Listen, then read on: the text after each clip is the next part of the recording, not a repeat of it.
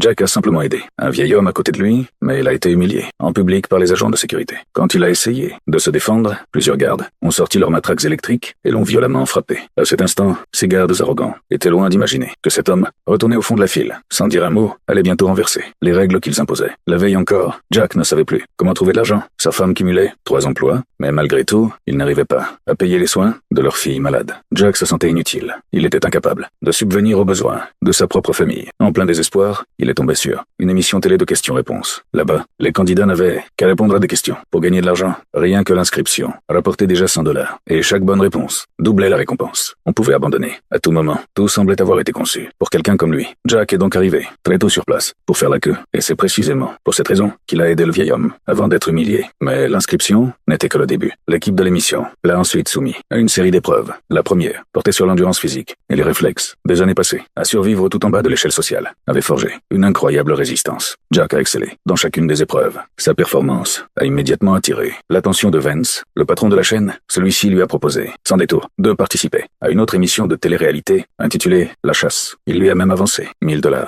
mais il n'a pas hésité une seule seconde à refuser, car il savait parfaitement à quel point la chasse était impitoyable. Les candidats devaient survivre 30 jours dans une gigantesque partie de cache-cache. Pendant tout ce temps, des chasseurs professionnels les traqueraient sans relâche. S'ils tenaient jusqu'au 30e jour, ils remporteraient une somme colossale, assez pour changer le destin de toute la famille, mais aussi séduisante. Que soit la récompense, c'était un jeu mortel, dont on ne revenait pas forcément vivant. Voyant qu'il refusait toujours, Vance lui lança, avec un sourire, qu'il n'avait pas besoin de survivre. Pendant 30 jours, le règlement prévoyait une prime supplémentaire pour chaque jour de survie. S'il tenait seulement 7 jours, cela suffirait à assurer à sa femme et à son enfant une vie entière, sans manquer de rien. Ces mots l'ont profondément ébranlé. Finalement, la main tremblante, il a signé la décharge de responsabilité. Avant le début du jeu, le personnel a attaché un bracelet au poignet de Jack. Il servait non seulement à compter le temps, mais aussi à afficher le montant de la récompense, mis à jour chaque jour. Puis, sous les acclamations assourdissantes du public, Jack et les 2 autres candidats ont été conduits sur scène. Le présentateur a commencé à annoncer les règles. Première règle, chaque candidat reçoit $1000 pour financer sa fuite et bénéficie de 12 heures d'avance avant que les chasseurs ne commencent la traque. Deuxième règle, chaque jour, les candidats doivent enregistrer une vidéo et la déposer dans une boîte aux lettres, transportée par drone avant minuit. Troisième règle, plus vous survivez, plus vous devrez courir loin et vous cacher profondément. Pendant 30 jours, 5 chasseurs professionnels vous poursuivront sans le moindre répit. Et toute cette traque sera diffusée en direct 24 heures sur 24. Le pire, c'est que n'importe quel citoyen qui fournira la position exacte d'un candidat touchera une récompense de $10 millions.